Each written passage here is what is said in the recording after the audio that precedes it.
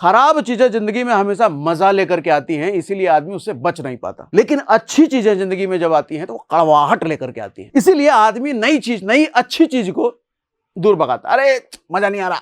आज जरा मन किया मेरा मनी मैनेजमेंट पर बात करने का, क्योंकि पैसे की मैनेजमेंट मैं देख पा रहा हूं कि जैसे जैसे देश का जीडीपी आगे बढ़ रहा है, इकोनॉमिक ग्रोथ हो रही है देश की, उसके साथ ही लोगों में, स्पेशली यूथ में, लोन का ट्रैप, कर्जे में फंसने का ट्रैप, वो भी बढ़ता जा रहा है।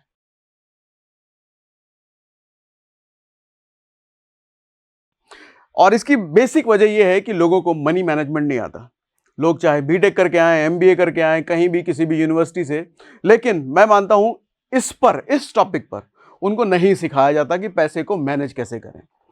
तो आज जरा मैंने सोचा इस पर बात किया जाए, और स्पेशली आज मैं बात कर रहा हूं यूथ के पर्सपेक्टिव से कि पैसे को मैनेज कैसे करें। और पैसे के मैनेज करने की बात जब मैं कह रहा हूं तो आप दिमाग में यह मत लाना अरे हमारी कमाई तो अभी 15,000 है, हम क्या मैनेजमेंट सीखेंगे। अरे चचा, जब कमाई 5,000 होना या कमाई नहीं होना, तब से ही यह सीख लेना जरूरी होता है, क्योंकि आपकी कल, आज हो सकता है 5,000 कमाई हो, मान लो कल को 5 लाख होगी ना।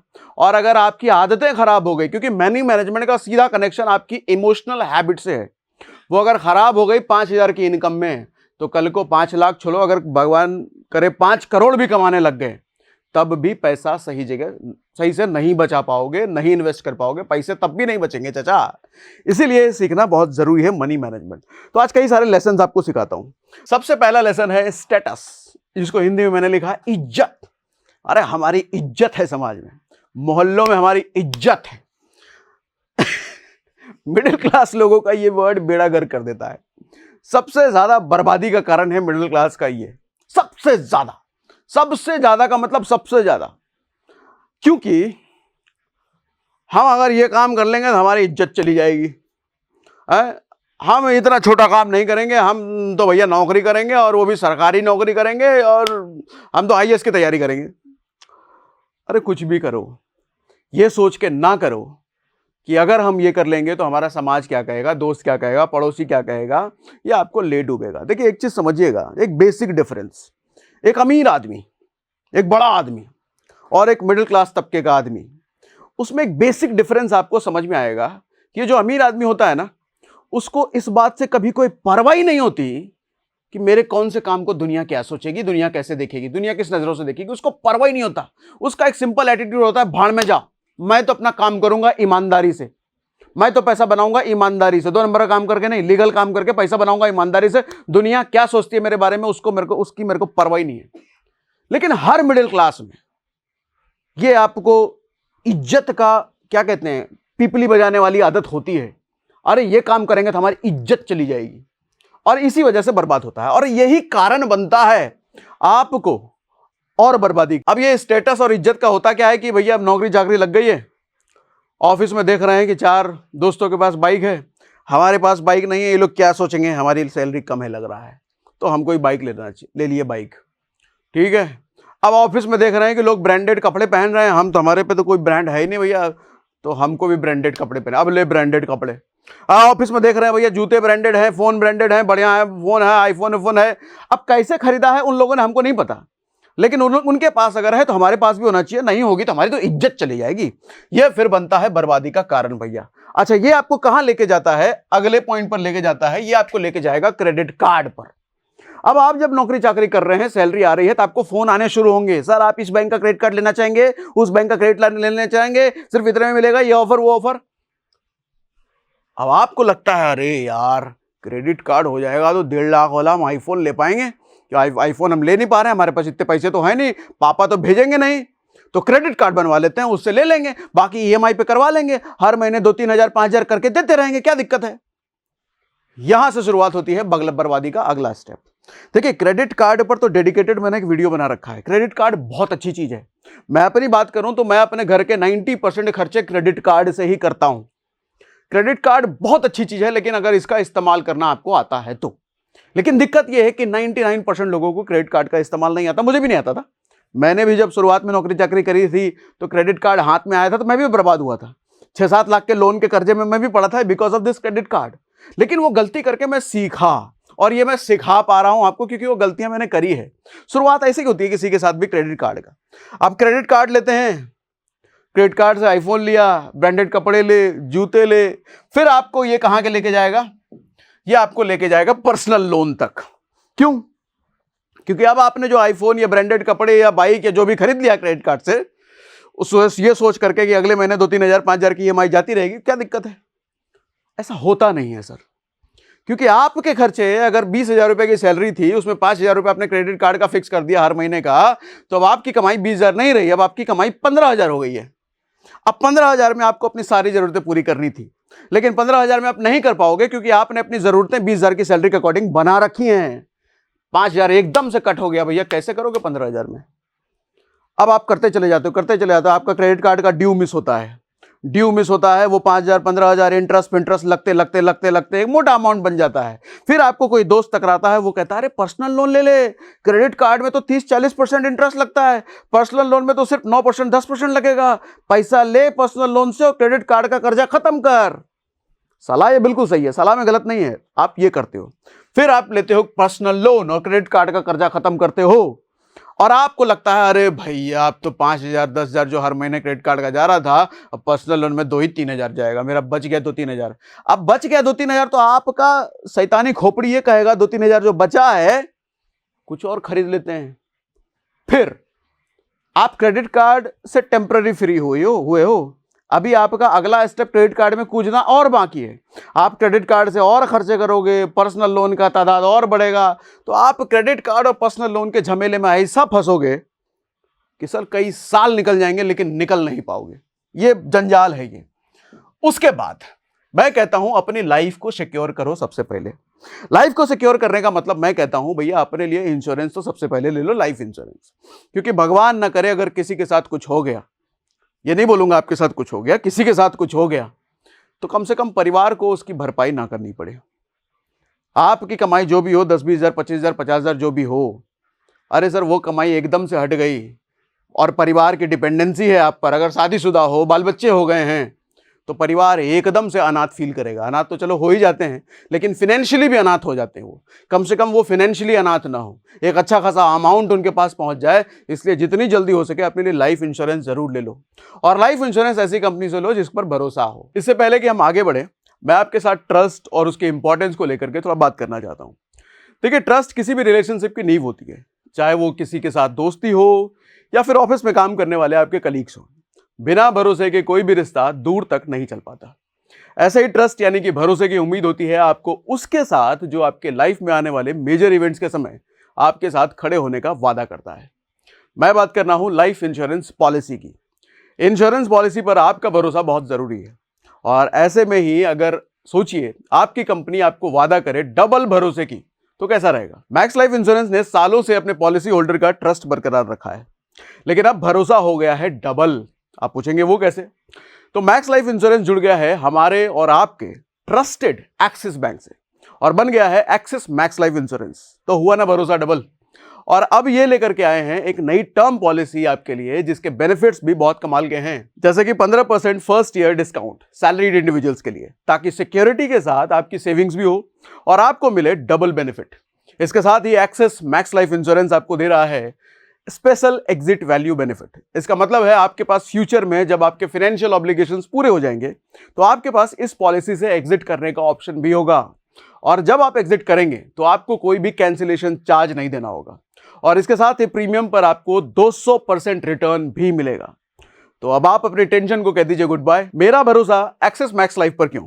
क्योंकि पिछले 4 सालों में 99% से ऊपर पॉलिसी क्लेम्स पूरा करके एक्सिस मैक्स लाइफ ने इसी भरोसे को बरकरार रखा है लाखों करोड़ों लोगों के दिलों में, क्योंकि ये समझते हैं परिवार और परिवार की जरूरतों को, और यही वजह है 99.65% क्लेम्स को इन्होंने पूरा किया है।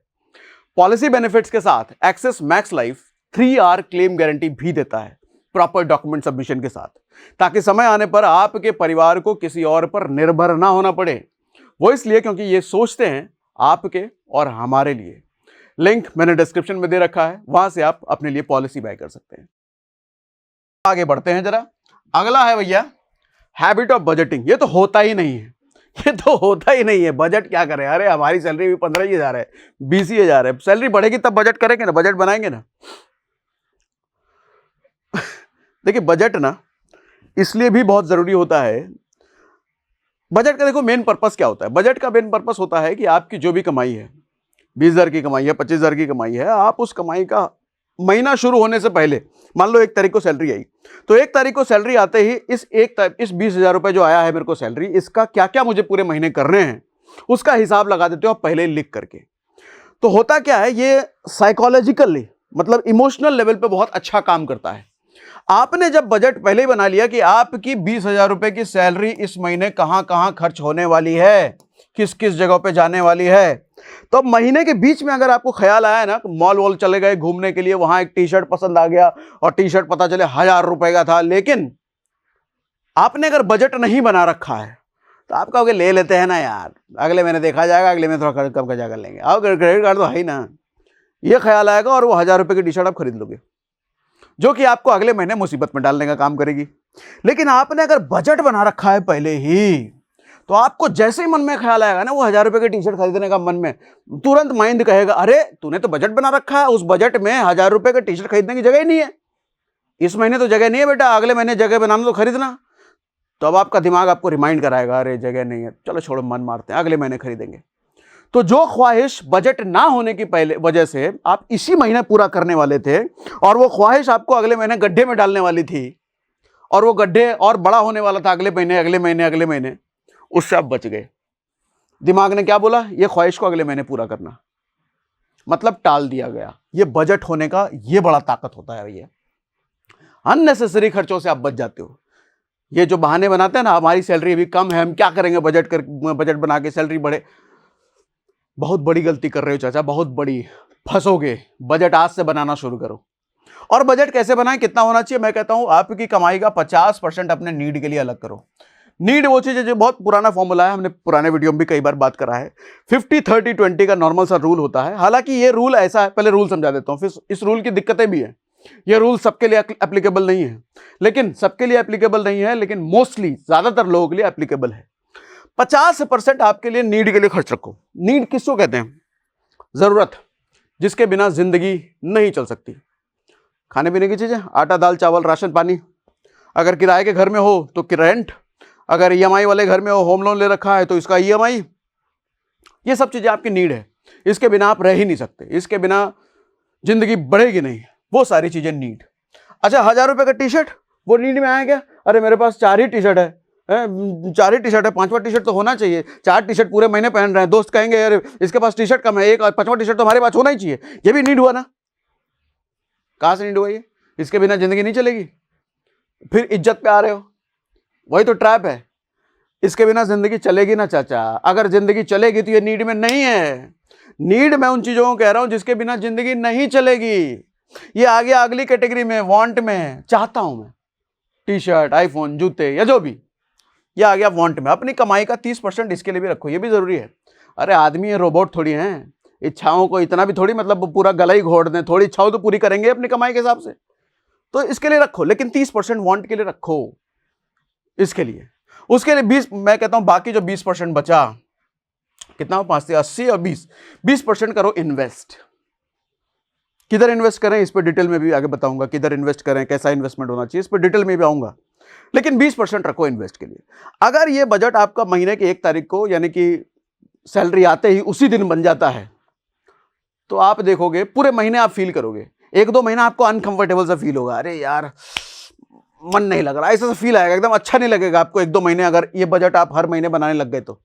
लेकिन 2-3-4 महीने बाद, शुरुआत में देखो कोई चीज परेशान करती है ना, जिंदगी में कुछ भी नया अपनाओगे और जिंदगी में कुछ भी नया अच्छा अपनाओगे तो वो ज्यादा परेशान करेगी आपको। कोई आदमी अगर गुटखा नहीं खाता है, नया नया गुटखा खाने की आदत डाला है, उसको गुटखा खाने की आदत परेशान नहीं करेगी, मजा आएगा। देखो खराब चीजें जब नई नई जिंदगी में आती है ना, तो मजा लेकर के आती है, मजा आता है, और वो मजा लगातार जब हम जारी रखते हैं तो मजा आदत बन जाती है, और वो आदत फिर आपको कहां लेकर के जाती है, बर्बादी की तरफ। चाहे वो नशे शराब की आदत हो, गुटखे की आदत हो, कर्जे की आदत हो, किसी चीज की दिखावे की आदत हो, किसी भी चीज की आदत हो, खराब चीजें जिंदगी में हमेशा मजा लेकर के आती हैं, इसीलिए आदमी उससे बच नहीं पाता। लेकिन अच्छी चीजें जिंदगी में जब आती हैं तो वो कड़वाहट लेकर के आती हैं, इसीलिए आदमी नई चीज, नई अच्छी चीज को दूर भगाता। अरे मजा नहीं आ रहा, और यही आदमी फिर, समझ गए ना। लेकिन जो आदमी उस कड़वाहट को थोड़े दिनों तक कंटिन्यू रख लेता है, क्योंकि इंसान का दिमाग ऐसा बना है कि इंसान किसी भी चीज को आदत बना लेता है अगर उसको सप्लाई रेगुलर मिलता रहे तो। आप गुटखे का सप्लाई रेगुलर देते रहो, 2-3 महीने रुक जाओ, आदत बन जाएगी। सिगरेट का सप्लाई 2-3 महीने लगातार देते रहो, आदत बन जाएगी। सर, अननेसेसरी खर्चा कम करने का आदत, फालतू चीजों में पैसा उड़ाने की आदत को कंट्रोल करने का एक्टिविटी आप 2-3 महीने जारी रखो, आप सुधर जाओगे, पैसा बचना शुरू हो जाएगा। ऐसा ही बजटिंग एक अच्छी चीज है। तो शुरुआत में जब आपके पास आएगी तो कड़वाहट के साथ आएगी, मजा नहीं आएगा, बहुत तकलीफ होगी 1-2 महीने तो। लेकिन 1-2 महीने अगर इसको जारी रख लिए, 3-4 महीने बाद देखना भैया सुधर जाएगी आपकी आदत, पैसा बचने लग जाएगा। आप खुद ही कहोगे कमाई तो उतनी थी, ये साला पैसा बचना कहां से शुरू हो गया, कमाई तो बढ़ी नहीं। लेकिन वो 2-3 महीना तकलीफ देगा चाचा। इसीलिए मैंने लिखा है हैबिट ऑफ बजटिंग। मैंने बजटिंग नहीं लिखा, मैंने कहा हैबिट ऑफ बजटिंग, आदत। और ये 2-3 महीने बाद ही बनेगी चाचा, 2-3 महीने तक ये परेशान करेगा, लेकिन कर लिया तो जिंदगी बदल जाएगी। ठीक है, अब आओ आगे। अगला सवाल आता है, इन्वेस्ट कहां करें, ये बताओ, कहां इन्वेस्ट करें, ये तो बताया नहीं, अब ये बताता हूं। देखो पहले तो ये समझो, इन्वेस्टमेंट 2 तरीके के होते हैं, एक होता है रिस्की इन्वेस्टमेंट और एक होता है सेफ इन्वेस्टमेंट। होता क्या है, सेफ इन्वेस्टमेंट ऐसी जगह पे इन्वेस्ट करना जहां हमारे पैसे की सेफ्टी, सिक्योरिटी पूरा सेफ है। जैसे एफडी में पैसा डाल दिया, जैसे बैंक में पैसा रख दिया, ये सब जगह हमारा पैसा कहीं नहीं जाएगा। ठीक है, हालांकि एफडी में भी 5 लाख तक के सरकार आरबीआई आपको देती है, तो आपका फिक्स है। लेकिन सेफ इन्वेस्टमेंट का मतलब होता है अगर पैसा सेफ है, पैसा सिक्योर है पूरी तरीके से, तो आपको रिटर्न भी कम मिलेगा, 7-8%, 9% मैक्सिमम। लेकिन रिस्की इन्वेस्टमेंट में क्या होता है, जहां रिस्क इन्वॉल्व है वहां रिटर्न बड़ा हो जाता है। जहां आपके पैसे की सिक्योरिटी पे थोड़ा खतरा हो सकता है वहां रिटर्न बड़ा हो सकता है। वहां 12% return, 15% return, 20% return, 50% return, 100% return भी मिल सकता है। लेकिन मैंने कहा कि रिस्क, लेकिन रिस्क का मतलब क्या, आज जो मैं 12, 15, 20, 25 की बात कर रहा हूं, हो सकता है -12, हो सकता है जो पैसा लगा है वो भी आधा होकर के मिले, है वो भी हो सकता है। रिस्की उसी को कहते हैं। तो अब सवाल उठता है कि हमें तो सिर्फ सेफ इन्वेस्टमेंट करना चाहिए। नहीं नहीं, ऐसा नहीं है सर। जितने भी सेफ इन्वेस्टमेंट की जगह हैं, देखो रिस्की की भी कैटेगरी होती है। रिस्की इन्वेस्टमेंट का मतलब ऐसा नहीं भैया मैं जुए में जाकर के लगा दूं, है जुआ खेलने लग जाऊं, वो भी तो एक रिस्की हुआ, लेकिन वहां तो बर्बाद होने की पॉसिबिलिटी ज्यादा है ना। तो रिस्की का मतलब ऐसी जगह हम नहीं जाएंगे जहां बर्बाद होने की पॉसिबिलिटी ज्यादा है। रिस्की का मतलब ऐसे इन्वेस्टमेंट हम चुनेंगे जहां पर हमारे आबाद होने की पॉसिबिलिटी ज्यादा है, पैसा कंपाउंड होने का मौका मिले उसको। तो बात करता हूं जो उस पर भी। पहले सेफ इन्वेस्टमेंट समझो। सेफ इन्वेस्टमेंट भी होना चाहिए और रिस्की इन्वेस्टमेंट भी होना चाहिए। मैं कहता हूं अगर आपकी उम्र 20, 22 साल, 25 साल के आसपास है, तो आपको अपना 70% इन्वेस्टमेंट, 70% मतलब मैंने यहां पे बोला ना कि 20% पैसा अपनी कमाई का अलग करो इन्वेस्टमेंट करने के लिए। इस 20% की बात कर रहा हूं, इस 20% का। और ये 20% मान लो 5,000 रुपए है, आपकी टोटल कमाई जितनी भी थी 5,000 रुपये आप अलग कर पा रहे हो, तो उस 5,000 रुपए का 30% ऐसी जगह हर महीने डालना शुरू करो जो सेफ है। 7% रिटर्न दे, 6% रिटर्न दे। यहां पर्पस रिटर्न बनाना नहीं है, यहां पर्पस यह है कि एक पैसा मेरा जमा होता रहे, एक ऐसा फंड जमा होता रहे कि कल को मुझे अचानक से पैसों की जरूरत पड़े, रात को 2 बजे 3 बजे, तो तुरंत एक बटन के क्लिक पे मेरे अकाउंट में पैसा आ जाए। ये पर्पस है, ये इमरजेंसी फंड इसको समझ लो, ये पर्पस है। रिटर्न बनाना इसका पर्पस नहीं होता, रिटर्न बनाना इसका पर्पस होता है, क्योंकि असली रिटर्न यही बना के देगा भी। तो ये रिटर्न कितना ही देगा, ये तो छोटा सा रिटर्न आपको बना के देगा। ठीक है, अब आते हैं कि ये इन्वेस्टमेंट हम करें किधर। इन्वेस्टमेंट रिस्की की हम बात करते हैं। पहले देखो होता क्या है, रिस्की इन्वेस्टमेंट करने का पर्पस जैसा भी मैंने बोला कंपाउंड करना होता है। कंपाउंड मतलब कंपाउंडिंग पर तो बहुत सारे वीडियो हमने कर रखे हैं, म्यूचुअल फंड पर बहुत सारे वीडियो हमने कर रखे हैं जिसपे कंपाउंडिंग बहुत डिटेल में समझा है। सर्च करना म्यूचुअल फंड सागर सिन्हा, कई सारे वीडियोस आपको मिल जाएंगे। सर कंपाउंड का मतलब होता है 100 रुपए के इन्वेस्टमेंट से, 100 रुपए के मंथली इन्वेस्टमेंट से 1 करोड़ रुपए जमा करना।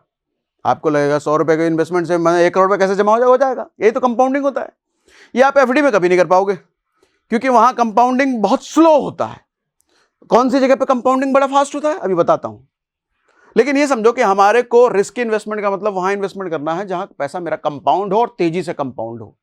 मेरा पर्पस ये है कि कम से कम 12-15% रिटर्न मेरे को CAGR compounded annual growth rate मिले। मुझे 12 से 15% मुझे मिलना चाहिए, वो जगह मुझे डालना है। और उसका पर्पस ये है कंपाउंड हो, पर्पस ये है वेल्थ बने।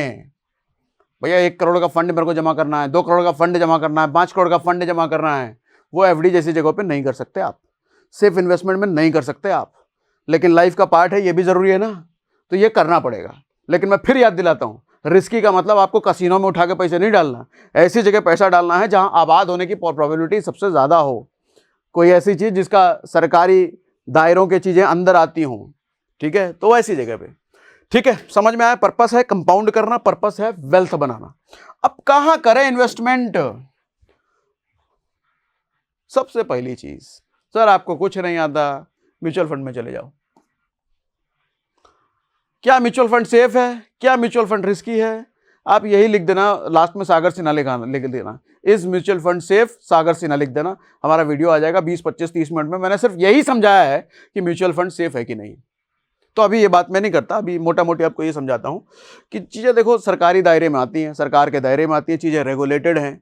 और म्यूचुअल फंड एक ऐसी चीज है जो मैनेज करने के लिए एक्सपर्ट्स बैठे होते हैं, 10 साल, 15 साल, 20 साल, 50 साल की एक्सपीरियंस लेकर के, जो इस इंडस्ट्री के मास्टर्स हैं, वो आपका 500 रुपये महीना, 100 रुपये महीना, 1000 रुपये महीना लेकर के मैनेज वो लोग काम करते हैं।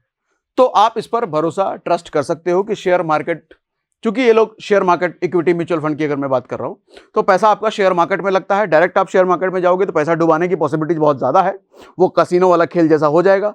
इसलिए किसी ऐसे एक्सपर्ट पर भरोसा करना जो उसी इंडस्ट्री में दिन रात काम कर रहा है, जो दिन रात उसी चीज का अनुभव लेकर के बैठा है, उसको, उस पर भरोसा करना, वही होता है म्यूचुअल फंड में पैसा डालना। क्योंकि म्यूचुअल फंड में जब आप पैसा डालते हो तो पीछे कोई एक्सपर्ट है जो आपके पैसे को मैनेज करने का काम करता है। वो डिसाइड करता है कि आपके पैसे को कहां इन्वेस्ट करें, इस फंड में डालें कि इस फंड में डालें कि इस फंड में डालें। तो ये एक भरोसा होता है, ठीक है, म्यूचुअल फंड पर। दूसरा, आप स्टॉक इन्वेस्टमेंट डायरेक्ट कर सकते हो। म्यूचुअल फंड वाली कंपनी को आप पैसा दोगे, 500 रुपये महीना, 1000 रुपये महीना, जो भी, तो वहां भी फंड मैनेजर किसी न किसी स्टॉक में ही डालेगा। आप कहोगे मैं उसको क्यों दूं? क्योंकि बदले में वो अपना एक्सपेंस रेशियो कमीशन भी लेगा। अब वो काम कर रहा है तो कमीशन भी तो खाएगा ना। वो कमीशन किसके पैसे से लेगा? आप ही के पैसे से लेगा। तो आप कहोगे मैं उसको कमीशन क्यों दूं, मैं डायरेक्ट स्टॉक में इन्वेस्टमेंट करूंगा। वो भी अच्छी चीज है, वो भी अच्छा है, लेकिन अगर आप सीख के करें तो, समय लगाएं तो। मैं स्टॉक इन्वेस्टमेंट की बात कर रहा हूं, स्टॉक हंटिंग नहीं। 10 में से 9 लोग, यहां ध्यान से सुनिएगा, 10 में से 9 लोग स्टॉक इन्वेस्टमेंट के नाम पे स्टॉक हंटिंग करते हैं। 10 में से 9 लोग। और ये वो सारे आप देखोगे 5-5 साल से स्टॉक मार्केट में इन्वेस्ट कर रहे हैं, 5-5 साल से, आज तक FD के इंटरेस्ट रेट को बीट नहीं कर पाए। ये रियलिटी है। 10 में से 9 लोग बात कर रहा हूं। स्टॉक हंटिंग का मतलब क्या है?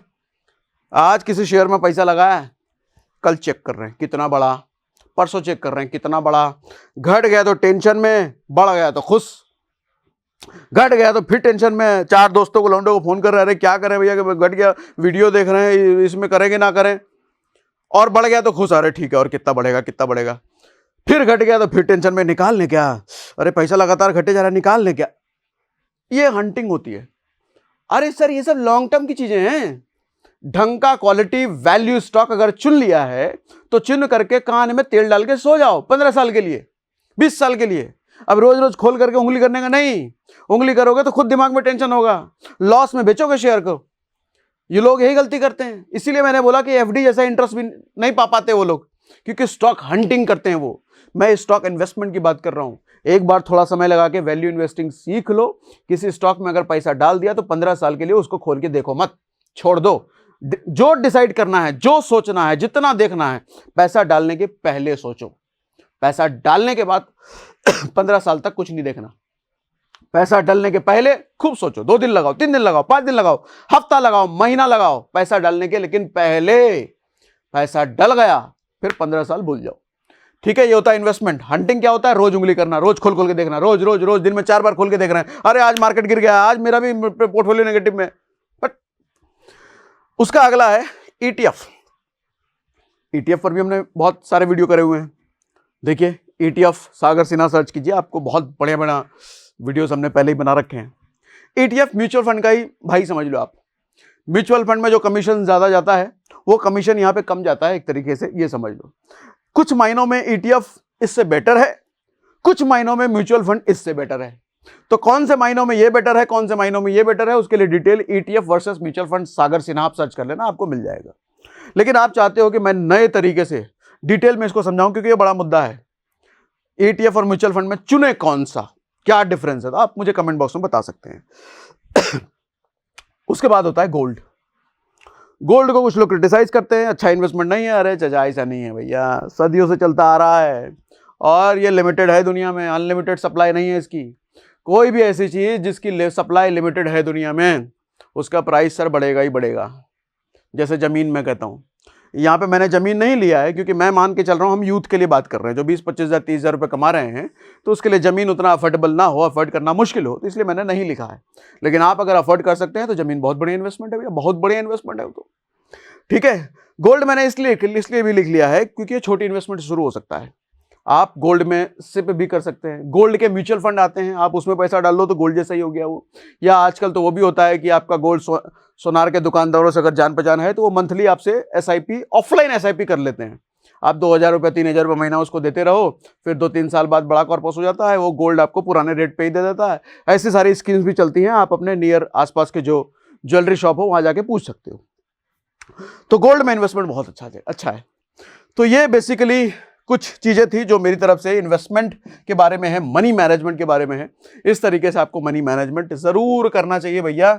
और मैं तो कहता हूं मनी मैनेजमेंट ना, मनी मैनेजमेंट से ज्यादा इमोशन मैनेजमेंट इसको कहें तो ज्यादा अच्छा है, क्योंकि खेल सारा इमोशन का है। आपको अगर खराब मनी मैनेजमेंट से कोई रोकता है तो कोई पराया तो रोकता नहीं है, या पैसे की कमी होना ये तो रोकता नहीं है, इमोशन रोकता है।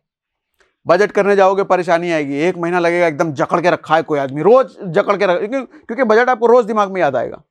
लेकिन 2-3 महीना कर लो तो उस परेशानी से आजादी। तो मनी मैनेजमेंट का दुश्मन अगर कोई है तो आपका खुद का इमोशन है, और ये इमोशन पर काबू करना 2-3 महीने से ज्यादा नहीं लगता सर। 2-3 महीने का अगर डिसिप्लिन ले आए, मेंटल डिसिप्लिन, तो ये मनी मैनेजमेंट ईजी हो जाता है। ठीक है, तो ये थे आज के बारे में। बाकी ये सेशन आपको अच्छा लगा कि कुछ मैंने फ्रूटफुल आपको सिखाया, तो मुझे कमेंट बॉक्स में जरूर लिख के बताइएगा। और हाँ, स्टॉक मार्केट से रेगुलर अपडेट्स आपको चाहिए, बहुत सारे दिन भर में अपडेट्स, तो हमारा टेलीग्राम चैनल जरूर फॉलो कर लीजिएगा, फ्री है। हमारे सारे हैंडल्स के लिंक, जेन्युइन हैंडल्स, जेन्युइन इसलिए बोल रहा हूं क्योंकि फर्जी वाला बहुत चल रहा है मार्केट में। सागर सिन्हा नाम लेकर के बहुत सारा कुछ बना हुआ है और लोग पैसा ठग रहे हैं, वहां पे लोग ठगवा रहे हैं खूब। इस एक बात मैं फिर से बोल देता हूं, मैं बार बार बोलता हूं, हमारी सारी चीजें फ्री है। मैं किसी चीज के लिए पैसा नहीं लेता भैया, हमारा सब कुछ फ्री है, सब कुछ। तो हमारे जितने हैंडल, टेलीग्राम चैनल सब फ्री है, लोगों ने पेड फूड, और हम कहीं कुछ बेचते भी नहीं हैं। ऐसा नहीं है कि आप टेलीग्राम में आओगे तो मैं कुछ बेचने, कुछ नहीं बेचता मैं, जो देता हूं सब फ्री में देता हूं। दूसरे वाले फर्जी वाले में जाओगे वहां वो बेचने लग जाएंगे, कॉल टिप वगैरह वो सब चलने लग जाता है। इसलिए बचिए और जेन्युइन टेलीग्राम चैनल में हमारे आइए। स्टॉक मार्केट से रेगुलर अपडेट, मार्केट में क्या क्या चल रहा है वो सब होता रहता है। ठीक है, बाकी डीमैट अकाउंट खुलवाने का लिंक भी हमने पिन कमेंट और डिस्क्रिप्शन में डाल रखा है। पिन कमेंट ना भी मिले डिस्क्रिप्शन में मिल जाएगा आपको। तो आज के लिए इतना ही भैया,